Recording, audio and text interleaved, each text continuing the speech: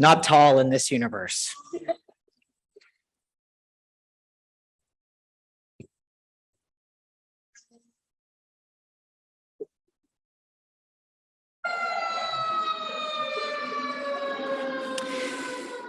My 2.5-year-old would be like, woo, truck.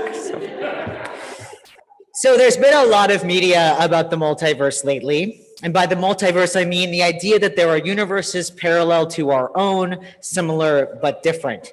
This summer alone, I read no fewer than 4 science fiction books about the multiverse.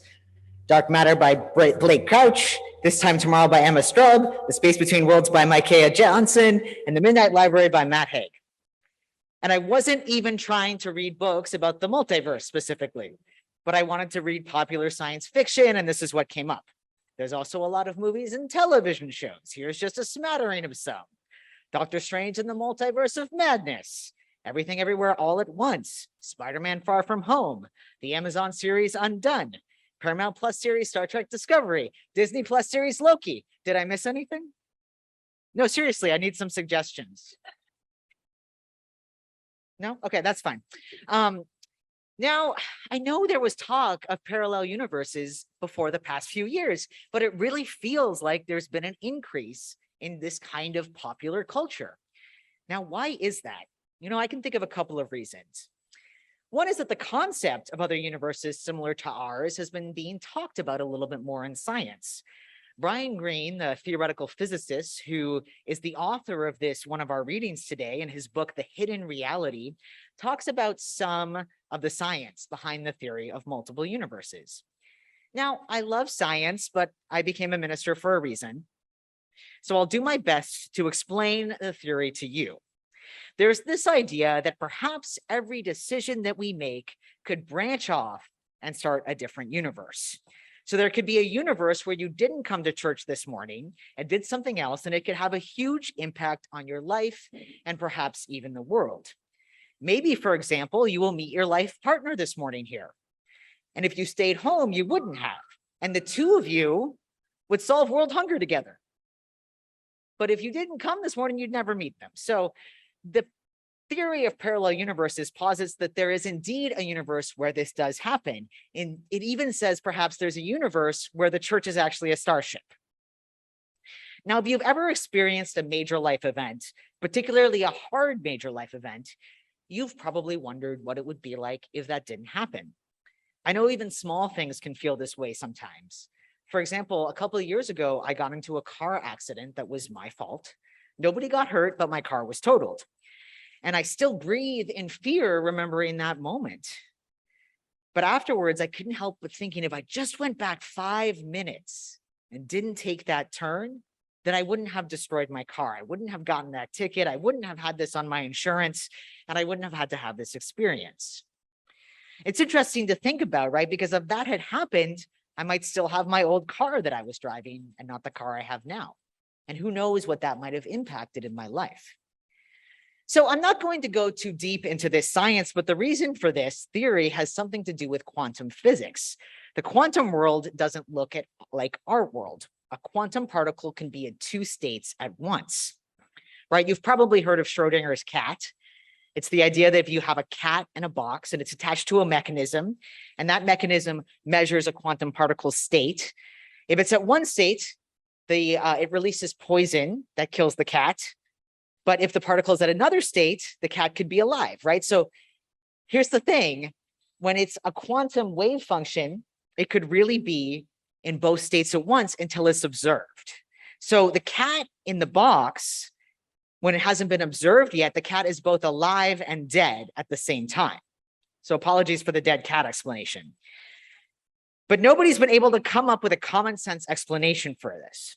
So there's a theory that at the moment of observation, when you observe the state of the quantum particle, 2 universes are created. One in which it's one way and one in which it's another. So one in which the cat's alive and one in which the cat is dead. They branch out at this exact moment. And this is called the many worlds hypothesis, which is truly mind-blowing to me. It's a very, very, there's a very basic scientific explanation behind it. This theory was popularized in 1970s, and I do think that there's been a lot more conversation about it. So, and it's also when we think about that everything's made up of quantum particles, it really could be that everything that happens creates another universe right beside our own. So what universe are we in right now? What universe exists out there that are different from our own? I think a lot about this because I don't know if you remember, but when Donald Trump was elected, people kept talking about how we're in the wrong timeline. There was this whole thing where the Patriots won the Super Bowl in the last second and La La Land won Best Picture, except it was really Moonlight. Does anybody remember this? Do people remember this happening? And people kept joking, kind of, we must be in the wrong timeline. And there was also almost an escapism element to this, except that per the many worlds theory, there is no wrong timeline. It's just a different timeline. There's perhaps a timeline where Hillary Clinton won the election, a timeline where the Patriots didn't win in that last second of the game. But here's the thing, right? Another major thing happened between Donald Trump's election and now. Something that was huge and had a really big impact on all of our lives. I don't know if you have any idea about this, but it's the pandemic.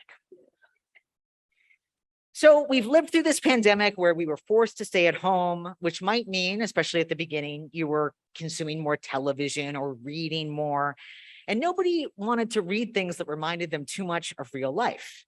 We were all distracted. It was hard to work.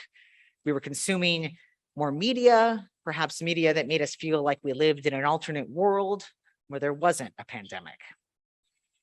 So especially at the beginning, we weren't watching anything that dealt with the pandemic directly. And then during the pandemic is when a lot of these stories began to be told and were enjoyed.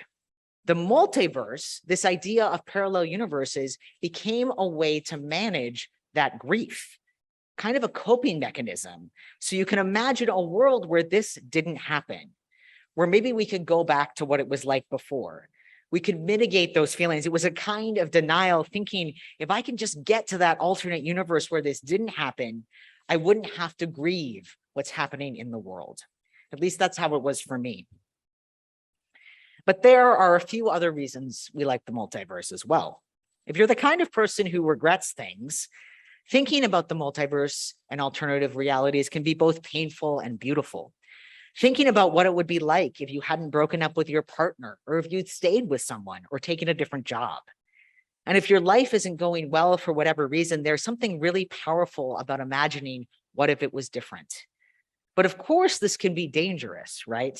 One of the things that we talked about a little bit last week, for example, was what if our world was completely different? What if colonialism, for example, didn't happen?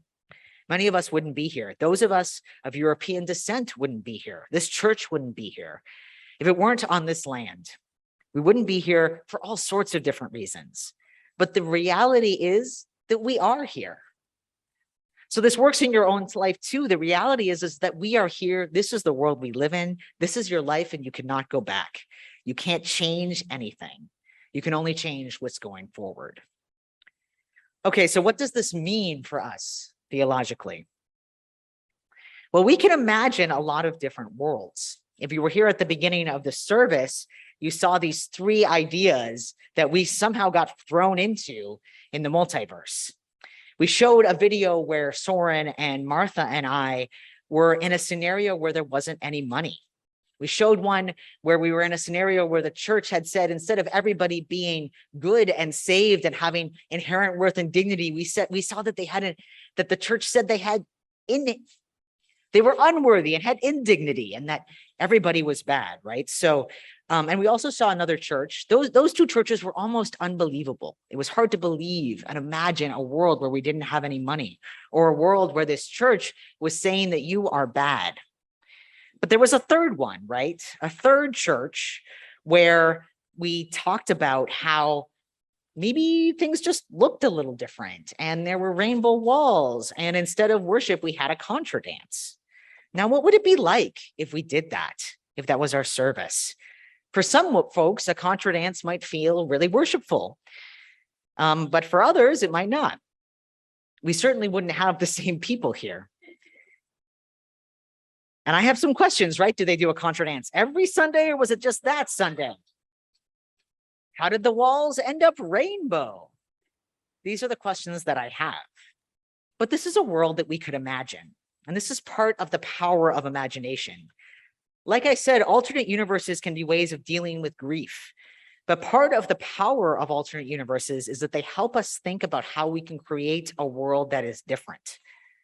One of the dangers, of course, is that we can get stuck in these alternate universes instead of thinking about ways in which we can bring about the world we dream of.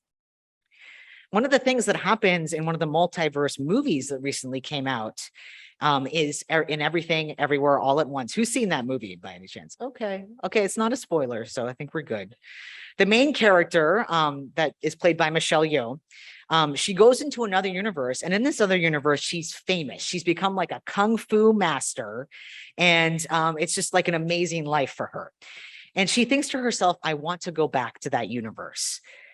And she's told that if you do that, it messes everything up, that it will completely destroy the multiverse.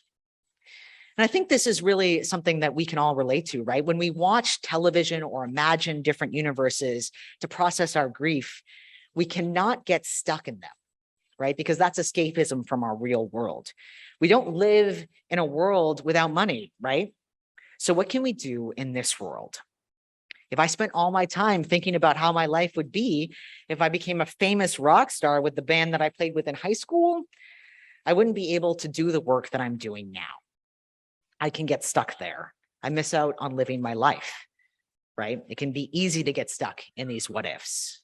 So there's a sort of tension here. There's a tension between wanting to get drawn into these stories and seeing what they can imagine for us and wanting to push them away. But there's power in thinking about this blank slate, right? Thinking about what the world might be like if it was a little bit different. If we didn't have money, right, which is so hard to imagine, there could be good things, there could be bad things, but what might be different, We wouldn't have to lock the doors. It's kind of hard to imagine. And there's power in that, but we can't get stuck in that. We need to think about the fact that we're here and what we can change here. So one thing I do want to say about this concept is, that quote from Micaiah Johnson about the scientists said yes, because we knew that there were always multiple worlds, and the spiritual one said yes, because there's always been other worlds. What does that mean for us? We are a people of faith, of a religion that believes, as I like to say, in bringing heaven to earth rather than finding an afterlife. Those other worlds and the worlds that we cannot see, the ones that we dream about, they're futures, perhaps, futures that we can't see yet. They are seeds that we plant today to create a better world, a world that will never be perfect, but that we can dream about because we have the power of imagination to dream about that. The world can't be perfect. It's impossible. Utopia doesn't exist. But if we can imagine what we want it to look like, what we want the world to look like, we can imagine a world with a decreased amount of suffering, a life where every individual has inherent worth and dignity. If we can imagine a world where that's true, we can get closer and closer to creating that world. We are where we are today because people imagined things. People imagined that their life didn't have to be how it was. People who were marginalized imagined that they didn't have to be enslaved or they didn't have to be subjugated, which is a really powerful thing to think about. And when you think about it, in the theory of many worlds, those worlds do exist, right? They say that any world that doesn't break the laws of physics could exist. So perhaps it's a little bit too discouraging to think it doesn't exist, that it could. So I want to leave you with that. As you think about your life and what you can imagine, please take the time to enjoy these moments of believing and seeing what another world is about. And then as you use that imagination, imagine what you can do in this world to bring about that world that you want to see. Because another world is possible. May it be so, and let us say together, Amen. Amen.